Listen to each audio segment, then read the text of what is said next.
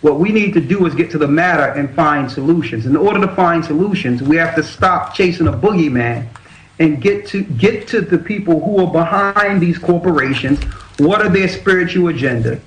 Are they written of in prophecy? And what must we do based on this coexisting with demons, coexisting with people that don't care about people?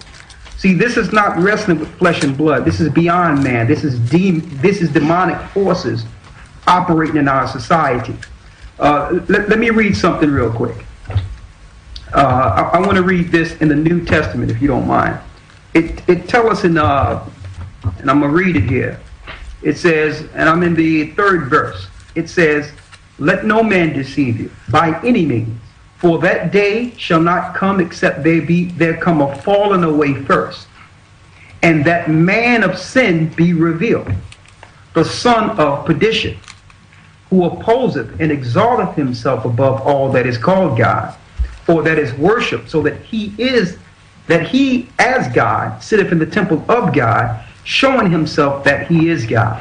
So according to Bible believers and people that believe in the Most High, we believe that in the end time, there'll be actions in the earth which would reveal this man of sin. And it's prophecy that we must identify this man of sin before the second coming. So yes, while all people are complicit operating in a system that was set up by the man of perdition, we must now identify whose hidden hand is behind the corporate agenda that's not only destroying animals, that's not only destroying fish and birds, that's also planning a mass genocide of 80% of the earth aimed towards killing God's people. Now, this is written of in Scripture, that this man of sin should be revealed. Now, we cannot identify them if we're going to blame everyone, everyone within the ecosystem or within the earth. We must point to the brain trust, the brains that was behind the system we have today, and what their agenda was from the beginning. And I feel that's the piece, that's where we come in at.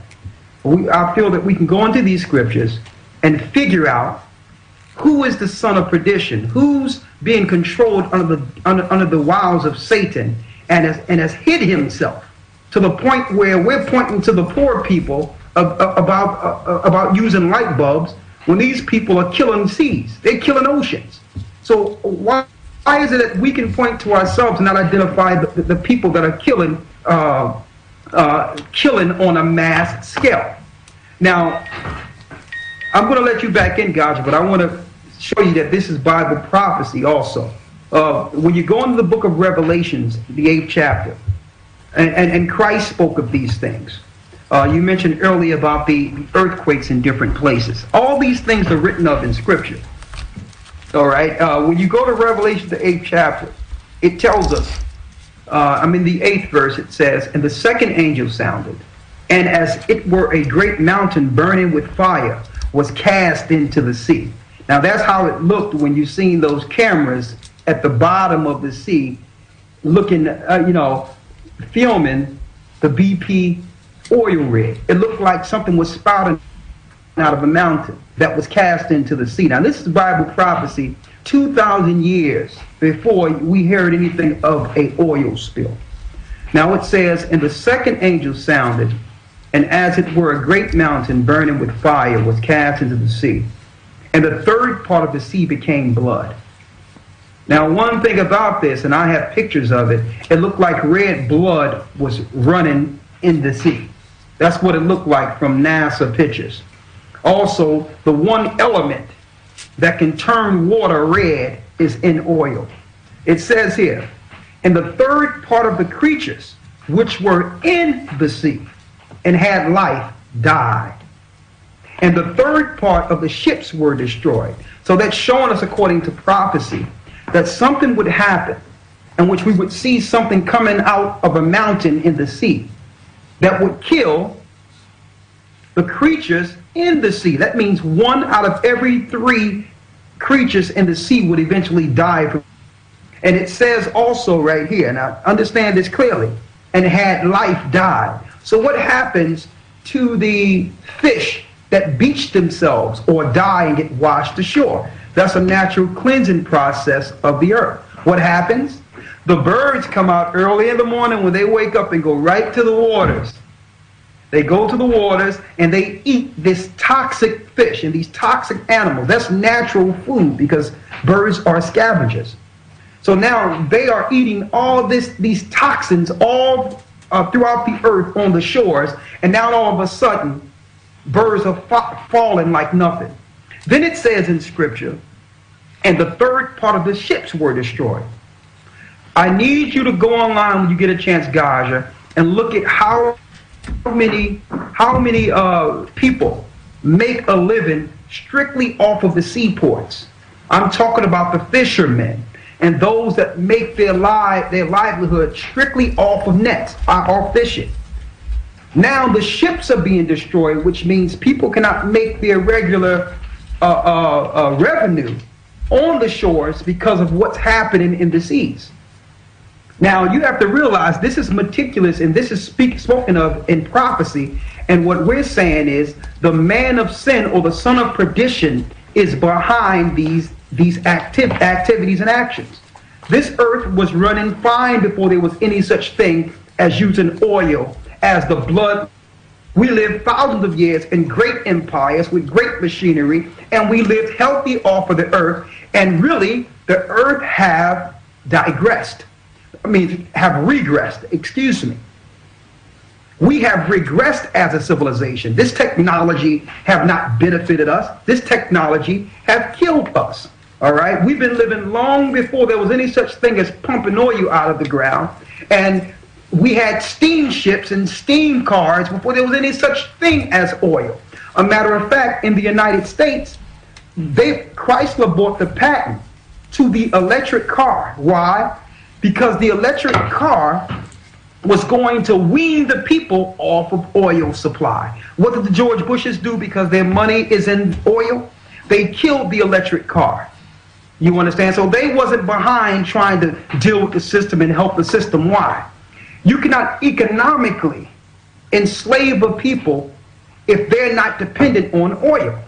Oil fuels your trucks, it fuels your food going to your neighborhoods, and your money. And the stocks are traded on the petrodollar, which is the American dollar.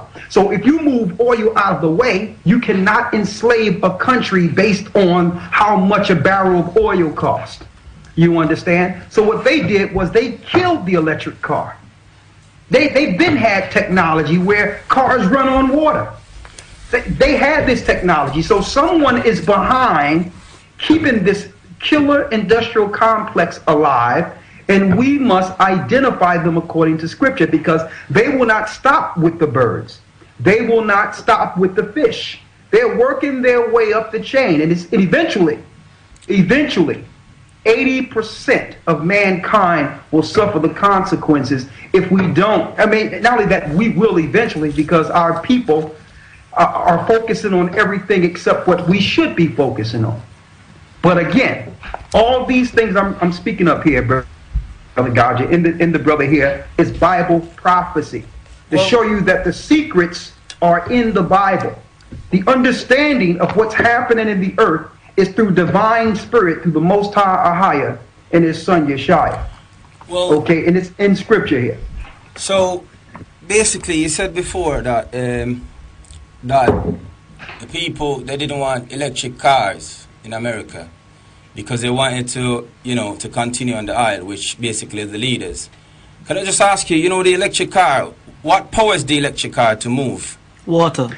Well, believe it or not, brother, I'm going to tell you this. They had natural cars that ran off of just plugging your car in every day, and they had wind electricity in California. Listen, they were using wind electricity, natural wind electricity, straight from the wind tunnels for electric. So it was eco-safe. It was totally safe for society.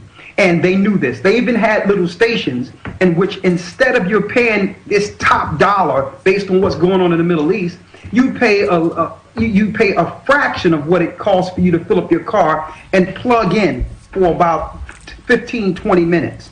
So, and when you get a chance, go online, and I need you to go to YouTube and type in kill the electric car. But this is what they were afraid of. They wasn't afraid of just what was going on in the United States. Chrysler bought the patent because if this technology is used throughout the earth, it changes the global captivity of people.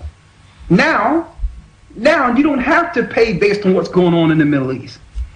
They can't shake you and tell you, well, the food must go up because it costs more to deliver you the food. It takes the grip off of the slave masters. It takes the power from those who are controlling the earth.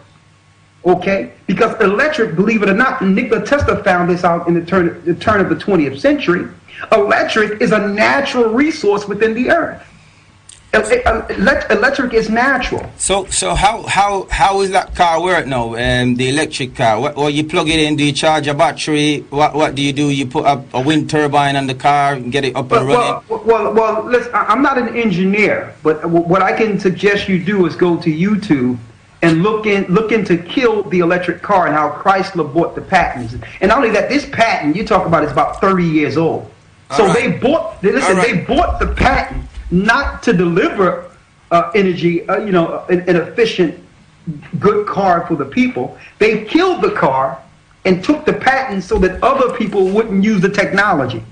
So they would rather poison come out your exhaust system. They would rather you die driving your car. So who do you say these people are now? Who are these people? Okay, now we get in someplace. In Revelations 2 and 9, let me go there. And I'm going to tell you right now, the Arabs and the Jewish powers are complicit. They're in bed together. And the Most High going to take them out. Not to mention the Christian power. No, listen, the Arabs, I'm going to point, when I say I'm going to identify people, I'm not going to mess around based on their religion. I'm going to tell you according to nation. The Arab people and the Jewish people are complicit together.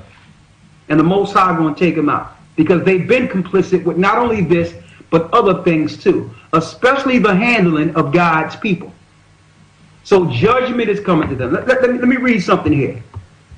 When you read Revelations 2 and 9, and I'm going to get into these same, I would call them rogue vagabonds who are loose on the earth, destroying the earth because of their jealousy and envy against God's people. So we're going to point to them too and let them know that the Most High is going to utterly deal with them. That's what these wars are being brewed for.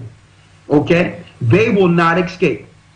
The Arabs will not escape, and the Jewish powers, which is the son of perdition or the children of Amalek, judgment is at hand.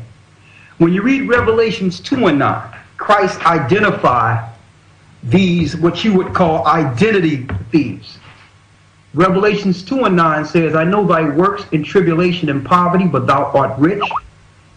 And I know the blasphemy of them which say they are Jews and are not, but are the synagogue of Satan. That means they're the chief house of Satan.